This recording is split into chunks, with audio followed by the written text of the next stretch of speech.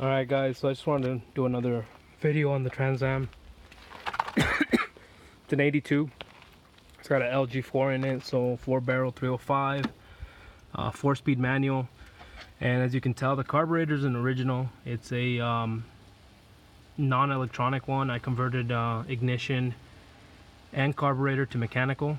The original harness and PCM were both fried.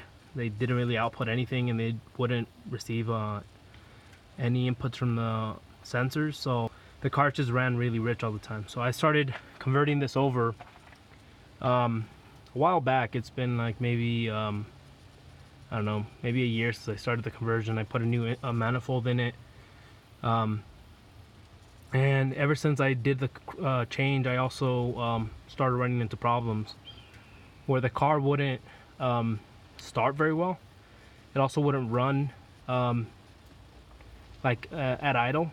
It would idle really high and really low. It would just jump up and down. So ever since then, I've been doing research. I thought it was the air bypass tubes on this. I plugged those up. It got a little better, but it didn't fix the problem.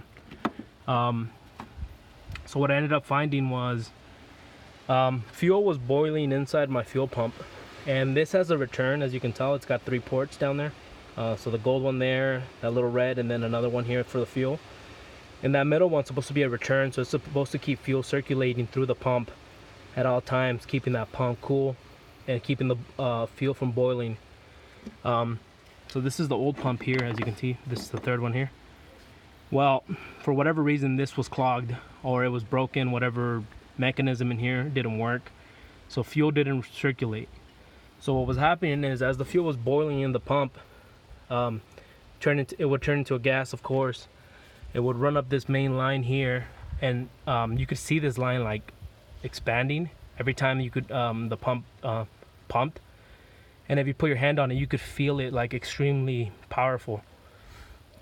So what was going on with this carburetor, it was blowing past the needle and seat. It was overfilling the carburetor, and it was trickling out of the primaries, and it was trickling out of this vent up here. So every time I would hit the throttle, you could see fuel go over this and then into the primaries. And I'm assuming it was also leaking out of the secondaries. I just couldn't really tell. At first I thought it was the carburetor, so I put a new carburetor on there. I went with a Holley that I have in the garage, also fully rebuilt Holley. And that one was even worse because it was just pouring out of the secondaries, and it was overflowing on the primaries. I thought I did a shit job rebuilding it, so I put this one back on it thinking, okay, maybe something's wrong with the carburetor. So I was already gonna go buy a new carburetor thinking that, maybe that was the issue. But I saw a video from a guy named Uncle Tony. He's on YouTube too, pretty cool dude. Talks about old cars. And he was talking about vapor lock and how this new fuel with ethanol has a lower boiling point than older fuel. So I started thinking into it, and I was, you know what, that kind of makes sense, because this line here would like pulsate. It was making that seat over or the bowl overfill, and the chances the 2 carburetors were both bad was kind of weird to me. So I thought, okay, maybe let's start looking into that. So what I did is, as the car was running, I removed this return line here, and no fuel came out of it. I was like, that's weird. There should be something coming out of it, either fuel or vapor or something, but it was completely blocked. So that got me thinking, okay, well, this fuel pump, the one I just took out, or the one that was on there, is fairly new, but what are the chances that it could be bad? So they're only about 20 bucks. So I thought, you know what, whatever, let's throw a fuel pump in it. So that's a new one right there. It's a Delphi. I have the unit down here. So let me see here. It's a Delphi unit. There it is. MF002. And it's a 3 port pump. The middle one's, like I said, the return. So I also bought this. If that didn't fix the problem, this is a fuel filter. It was like about 5 bucks. This is probably a cheaper repair if you don't have a 3-port pump. But fuel comes in here, fuel goes out there, and then this is like a return line. and then you would just plumb this all the way back to your tank, and it would keep fuel circulating around the fuel pump instead of it just sitting there and just boiling like crazy. So Uncle Tony recommended this, so I picked this up. Actually, the one he recommended was a double, but this worked better for me. Just has that T. But I wanted to try it with the new fuel pump first and just keeping it completely as stock as I could. One thing I did do as well is I relocated this line. I got rid of the hard line a while back because I hate that hard line. And instead of running it through the block as it would come out like right around here, I turned it and I ran it around here. Hopefully it stays a little cooler. Helps with that boiling problem.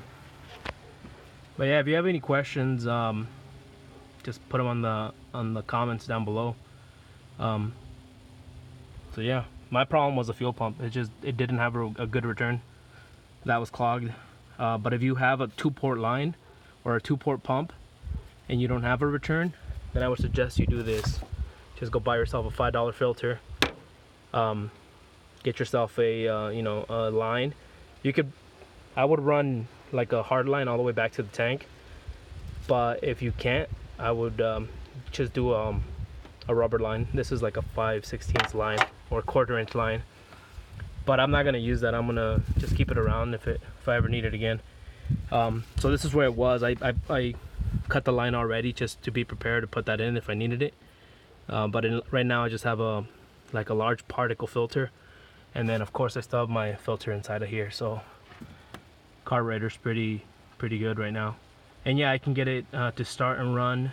Idles about like 850, 900 RPM, and I can actually adjust it now. I'll get it down to about probably as low as like 500-600 RPM, but it starts kind of chugging a little bit. So I'm gonna keep it around 800 RPM. I like the way it idles there. So yeah, if you have any questions, like I said, put them in the comments. I'll try to answer them.